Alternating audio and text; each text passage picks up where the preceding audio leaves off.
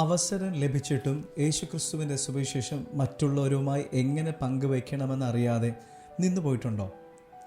നിങ്ങൾ ഒരു മാറ്റമുണ്ടാക്കുവാൻ ആഗ്രഹിക്കുന്നു, പക്ഷേ എവിടെ തുടങ്ങണമെന്ന് അറിയില്ല അല്ലേ?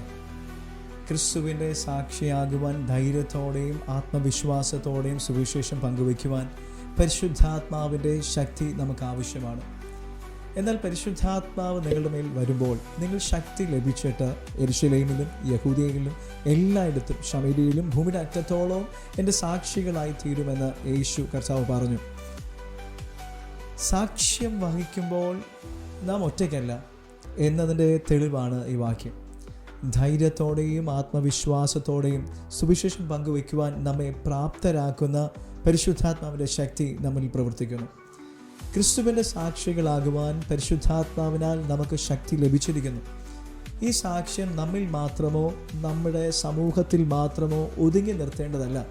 ഭൂമിയുടെ അറ്റത്തോളം വരെയും ക്രിസ്തുവിനെ സാക്ഷികളായി തീരുവാൻ നമ്മെ വിളിക്കപ്പെട്ടിരിക്കുന്നു. ഫലപ്രദമായ സാക്ഷികളായി തീരുവാൻ പരിശുദ്ധാത്മാവിൻ്റെ ശക്തിയിൽ നാം ആശ്രയിക്കണം. സ്വന്തം ശക്തിയിലോ കഴിവിലോ നമുക്കത് ചെയ്യുവാൻ കഴിയുകയില്ല. ക്രിസ്തുവിൻ്റെ സാക്ഷികളാകുവാൻ നമ്മൾ ഇന്ന് പരിശുദ്ധാത്മാവിൻ്റെ ശക്തിയിൽ ആശ്രയിക്കണം. ധൈര്യത്തോടും ആത്മവിശ്വാസത്തോടും സുവിശേഷം പങ്കുവയ്ക്കുക.